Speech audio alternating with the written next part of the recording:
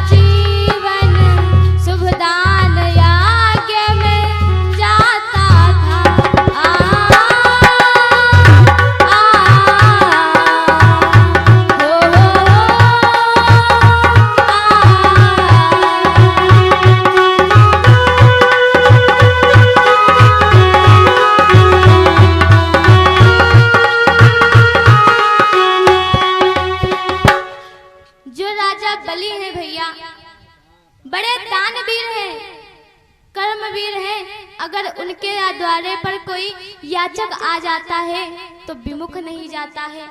और कहते हैं महाराज, अगर द्वारे पर कोई याचक आ जाए तो उसे खाली हाथ नहीं लौटाना चाहिए। क्या पता प्रभु ही हमारे द्वारे पर भिक्षा मांगने के रूप में आ गए हों, इसलिए कोई भी याचक आ जाए विमुख नहीं लौटाना चाहिए। राजा बलि के वहां कोई भी याचक आ जाता तो विमुख नहीं लौटता था। स्वागत सम्मान के साथ जो कुछ हो पाता वो दान करते। बड़े कर्मवीर हैं। आज उनको यज्ञ करते करते 99 यज्ञ जब पूर्ण हो जाते हैं, 100 यज्ञ की तैयारियां चलने लगती हैं। जब तैयारियां चलने लगी तो इधर इंद्र को चिंता होने लगी कि अगर ये 100 यज्ञ पूर्ण कर लेंगे तो मेरा इंद्रासन चला जाएगा। और बताया भी गया है किस प्रकार से तैयारियां चल रही हैं कि वैदिक विधान से राजा ने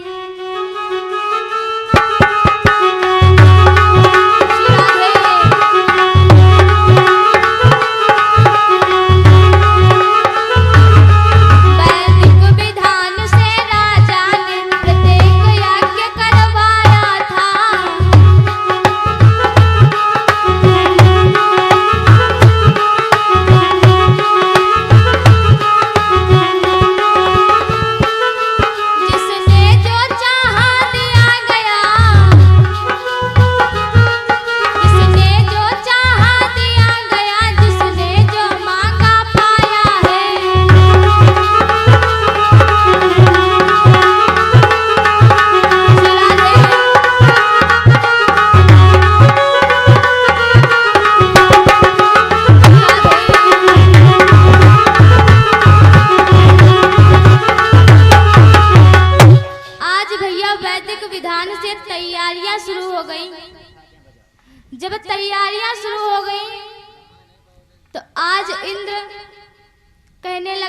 इंद्रासन चला गया तो मैं क्या करूंगा। आज इंद्र कहने लगा, विष्णुदेव के चरणों पर जाकर रोने लगा, महाराज अगर मेरा सिंहासन चला जाएगा तो मैं क्या करूंगा, कुछ उपाय कीजिए। भगवान ने कहा, ये कर्मों की खेती है, यहाँ पर जैसा बोओगे वैसा काटोगे, इसलिए चिंता मत करो। जैसा व्यक्ति जैसा कार्य करेगा उसको वैसा फल मिलेगा। और अगर उसने यज्ञ पूर्ण कर लिए तो उसे इंद्रासन तो मिल ही जाएगा, क्योंकि वो 100 यज्ञ पूर्ण कर चुका होगा। भगवान कहने लगे, मैं इसमें कुछ नहीं कर सकता हूँ। तो आज इंद्र कहने लगा, प्रभु आपको कुछ न कुछ तो करना ही पड़ेगा, इंद्रासन की बात है। तो भगवान कहने लगे, चिंता मत करो, मैं कुछ करता हूँ। तो भगवान ने अपना स्वरूप छोटा किया, 52 अंगुल का शरीर बना लिया। प्रेम से बोलिए 52 भगवान की। आज भैया 52 अंगुल का शरीर बना लिया और बताया भी गया है कि सच्चिदानंद स्वाधीन ब्रह्म फंस गए फिक्र के चुंगल में, और रह गए क्षमा कर विष्णु रूप केवल 12 ही अंगुल में। आज 52 अंगुल में भैया अपना शरीर बना लिया, 52 अंगुल का शरीर बना लिया। राजा बलि को छलने के लिए चल देते हैं, छोटा सा पीतांबर है, हाथों में दंड कमंडल है। आज छलने के लिए चल देते हैं। अब राजा बलि के दरवाजे पर जब पहुंचे तो राजा बलि के दरवाजे पर कोई भी याचक आ जाता था तो वैसे भी विमुख नहीं जाता था। आज राजा बलि के दरवाजे पर जब सैनिकों ने देखा, स्वागत सम्मान से अंदर को ले गए, कहा ब्राह्मण देवता आप बैठिए, लेकिन एक बात बताइए, इतना छोटा सा ब्राह्मण मैंने अपने जीवन काल में कभी नहीं देखा है। ये तो अचंभों की बात है। सारे नर नारियां भी अचंभों में पड़ गए कि इतना छोटा सा ब्राह्मण तो मैंने पहली बार देखा है। कोई बात नहीं, ब्राह्मण देवता आप महलों में बैठिए, राजा यज्ञ की तैयारियां कर रहे हैं, वैसे भी तमाम ब्राह्मण आया करते हैं, आप बताइए आपको क्या चाहिए। भगवान कहने लगे, मुझे तुम्हारी जरूरत नहीं है, जाओ अपने राजा को बुला कर ले आओ, वही जो देंगे वही मैं स्वीकार करूंगा। आज कहने लगा कि मैं अभी जाऊंगा, महाराज को बुला कर लाता हूँ, आपकी आज्ञा को नहीं टालूंगा। महाराज को बुलाकर जब लाया तो आज महाराज तुरंत ही ब्राह्मण देवता के चरणों में गिर जाते हैं। अरे अहो भाग्य हमारे जो दर्शन आपके पाए, क्योंकि संत के दर्श का फल क्या होता है, संत का दर्श का फल क्या होता है भैया। एक बार नारद जी भगवान से कहते हैं, भगवान हमें ये बताइए कि संत के दर्श करने से हमें फल क्या मिलता है। तो भगवान कहने लगे, तो आप इसके लिए पृथ्वी लोक पर चले जाइए, वहां पर जाकर देखिए जो गंदी नाली कहीं बहती हुई मिल जाएगी, उसमें कीड़े को उठा लेना और उससे पूछना कि हमें संत के दर्श के फल क्या होते हैं, ये बताओ। तो कीड़ा तुम्हें बताएगा कि संत के दर्श के फल क्या होते हैं। नारद बाबा मृत्यु लोक पर आते हैं, पूछने लगे, कीड़े भाई हमें ये बताओ कि संत के दर्श के फल क्या होता है। जब ये पूछा, कीड़ा तुरंत गिरा, वहीं पर मर गए। आज नारद बाबा बड़े क्रोधित हुए, अरे भगवान हमें बेवकूफ बना रहे हो, कहीं कीड़े ने हमें बताया भी नहीं, वो तो पहले ही मर गया। आज नारद बाबा गुस्से में भगवान के पास जाते हैं, भगवान हमें बेवकूफ बना रहे हो, कीड़ा तो तुरंत गिरकर मर गया। कोई बात नहीं, जाओ किसी गौ के बछड़े से पूछो तो वो बताएगा कि संत के दर्श के फल क्या होता है। आज फिर से मृत्यु लोक पर आए। एक गौ के बछड़े से पूछा कि संत के दर्श करने से हमें फल क्या मिलता है। बछड़ा तुरंत गिरा, वहीं पर मर गया। जब वो भी मर गया, अब तो नारद बाबा बड़े गुस्से में, भगवान हमें क्या बता रहे हो, वो बछड़ा भी मर गया, मुझे तो पाप लग गया, अब मैं क्या करूं। भगवान ने कहा एक बार और मृत्यु लोक पर जाओ और किसी कुतिया के पिल्ले से पूछो कि संत के दर्श से हमें फल क्या मिलता है। नारद बाबा फिर से मृत्यु लोक पर आए और कुतिया के पिल्ले से कहा, पिल्ले भैया हमें ये बता दो कि संत के दर्श के फल क्या होते हैं। आज वो पिल्ला भी गिरा, वहीं पर मर गया। जब मर गया तो नारद बाबा बहुत क्रोधित हुई, 3 हत्याएं हो गई, मैं क्या करूंगा, इतना सारा पाप लद गया है। आज फिर से भगवान के पास पहुंचे, कहने लगे कि मुझे बेवकूफ बना रहे हो, 3 हत्याएं हो गई मुझसे, और मैं पूछता हूँ तैसे ही वो व्यक्ति मर जाता है, ऐसा क्यों। भगवान कहने लगे अच्छा एक बार और मृत्यु लोक पर जाओ, किसी राजा के राजकुमार से पूछो कि संत के दर्श करने से हमें फल क्या मिलता है, तब वो बच्चा बताएगा। एक राजा के वहां राजकुमार का जन्म हुआ था। अब नारद बाबा डर रहे हैं कि कहीं राजकुमार भी मर गया तब तो राजा हमें नहीं छोड़ेंगे। धीरे धीरे गए, महाराज हमें अपने राजकुमार के दर्शन करा दीजिए। आज राजा तुरंत ही लेकर आए, लीजिए दर्शन कर लीजिए और पधारिए हमारे घर में बैठिए।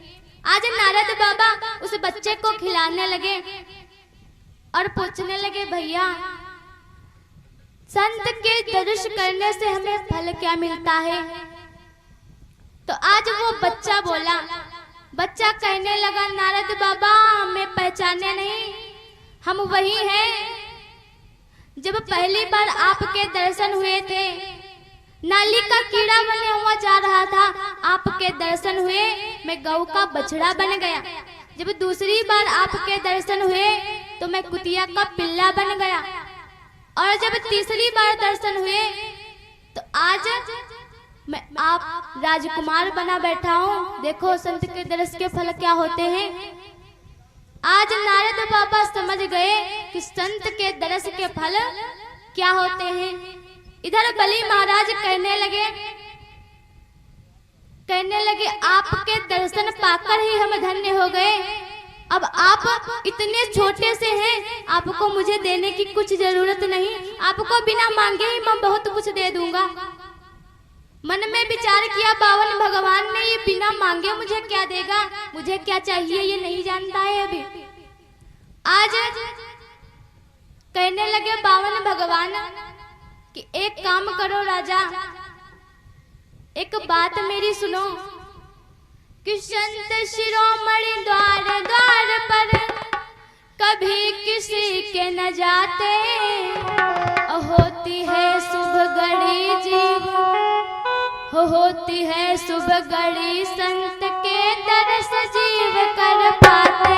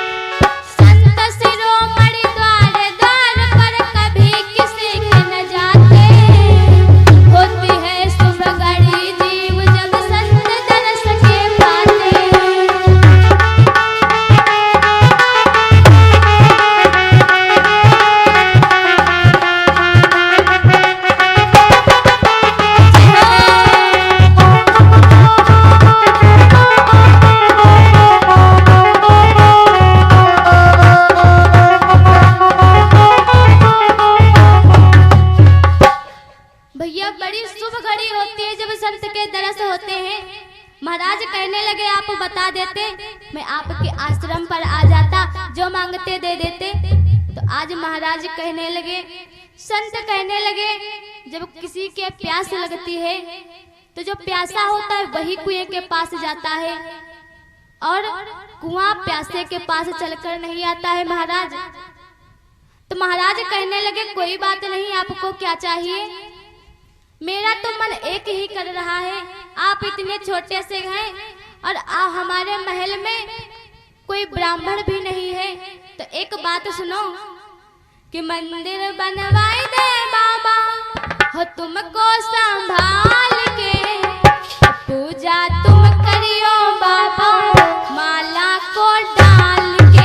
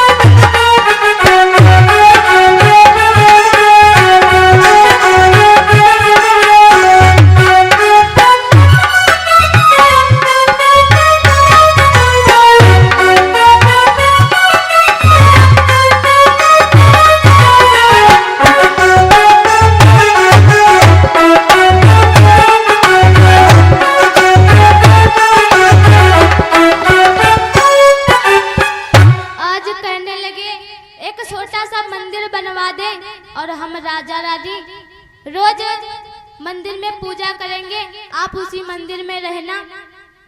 तो कहने लगे, इन सब चीजों की हमें जरूरत नहीं है। तो राजा कहने लगे, आपको क्या चाहिए? कि भोजन मांगो, कपड़ा मांगो, और जो मांगो वह सब हाजिर है।